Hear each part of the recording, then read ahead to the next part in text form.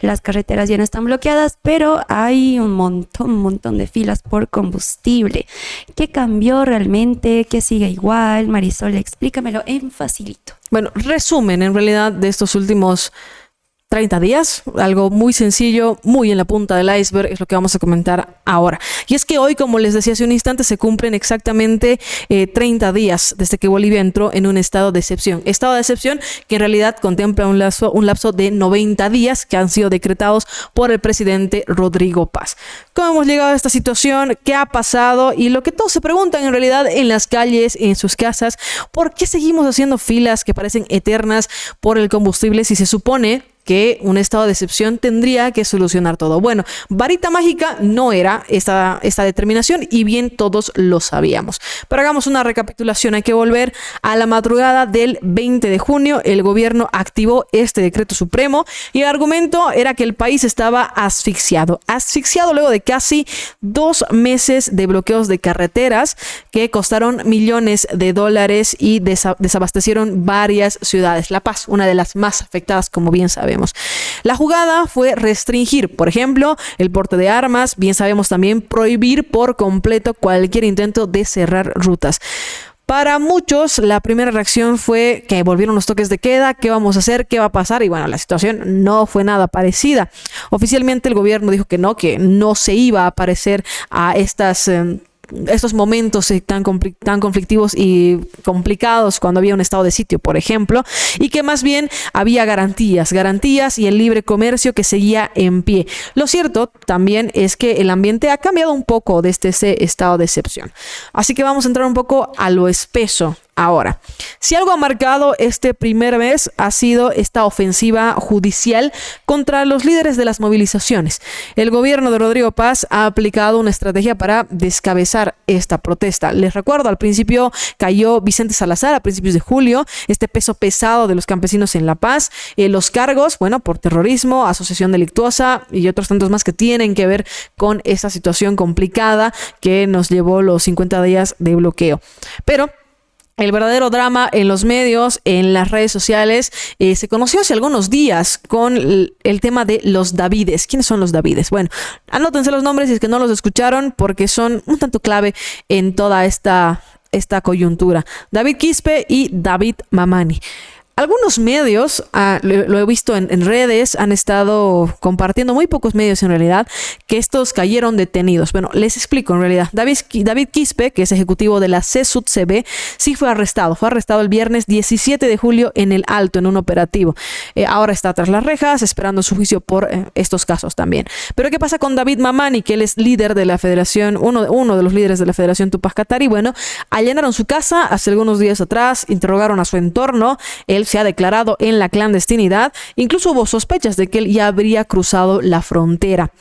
Mientras, el Ejecutivo intenta limpiar un poco de este tablero deteniendo dirigentes. Las bases no se quedan quietas, eso sí, cabe mencionar. Ya hay organizaciones indígenas, campesinas, que están empezando a convocarse nuevamente a ampliados principalmente para finales de este mes que se acerca, prácticamente con una tensión que no ha muerto, que más bien estaría acumulando un poco de presión bajo la alfombra. Así que hay que estar atentos. Pero hay que hablar también de lo que pasa en la realidad. Bajemos el balón a la realidad. Más allá de estos discursos políticos, las detenciones que podemos ver en los medios, en la tele, ¿qué le pasa al ciudadano de a pie? ¿Cómo vive esta situación el ciudadano de a pie? ¿Qué pasa contigo? ¿Qué pasa conmigo cuando salimos a la calle? ¿Cómo nos afecta todo esto? Bueno, las operaciones productivas en el país están operando con cierta dificultad. El transporte pesado internacional, por ejemplo, esos camiones gigantescos que traen absolutamente todo lo que consumimos, han reportado que apenas funcionan al 30% de su capacidad. Las pérdidas son cuantiosas obviamente y ya se habla de un riesgo de quiebra. Incluso algunos servicios básicos que dábamos por sentado están sufriendo. En La Paz se había reportado que, por ejemplo, los Puma Katari tuvieron que recortar sus rutas, horarios. No hay combustible para moverse. Esa es la problemática. Acá, en ciudades como Sucre, pero en otras como Santa Cruz o Cochabamba también, la vida comercial se siente un poco pesada por todo lo que acontece. Y aunque el decreto nos prometía una paz social, lo que se respira, sí, es cierta paz, pero marcada con pedazos, con átomos de incertidumbre. La gente consume menos, esa es una realidad. Los negocios se están cuidando más y la economía digital o el delivery se frenan porque salir a la calle es un dolor de cabeza en cuanto a lo logístico. Es difícil cargar combustible. Y aquí llegamos a una especie de contradicción, un elefante en la habitación, el desabastecimiento de combustibles. Bueno, tal vez no elefante en la habitación porque, claro, analistas, economistas, expertos en hidrocarburos hablan al respecto y se han manifestado con sus respectivos análisis. Pero hagamos un poco de memoria. La idea, o una de las ideas, era que el estado de excepción era esta especie de llave, una llave para liberar carreteras, hacer que las cisternas pasen, acabar con estas filas largas, muy, muy largas. Pero un mes después, las rutas sí están despejadas, podemos circular, pero las filas en los surtidores siguen igual. ¿Y por qué exactamente? Bueno, lo hemos dicho en distintas ocasiones, pero vale la pena mencionarlo, y es que el problema nunca fue solo el bloqueo físico de las carreteras. El problema de fondo es la falta de dólares para importar diésel y gasolina, lo que el país necesita. Si al día de hoy, por ejemplo, ustedes se van a caminar por algunas avenidas por donde están los surtidores acá en Sucre, van a ver metros y metros de camiones, de micros, de autos particulares que están estacionados por varios días en algunos casos. Acá estaciones como Nailer, San Antonio, Mesa Verde, ya son casi como campamentos de conductores donde esperan, a veces duermen, esperando que llegue una cisterna. Entonces es una locura en realidad lo que se está viviendo en el país. Se esperan las soluciones. El sector agroindustrial, por su parte, está muy preocupado porque se le vencen los tiempos de cosecha. El transporte pesado ya ha lanzado incluso hasta un ultimátum. Van a tener un ampliado a finales de julio en Cochabamba, a ver qué es lo que llegan a determinar.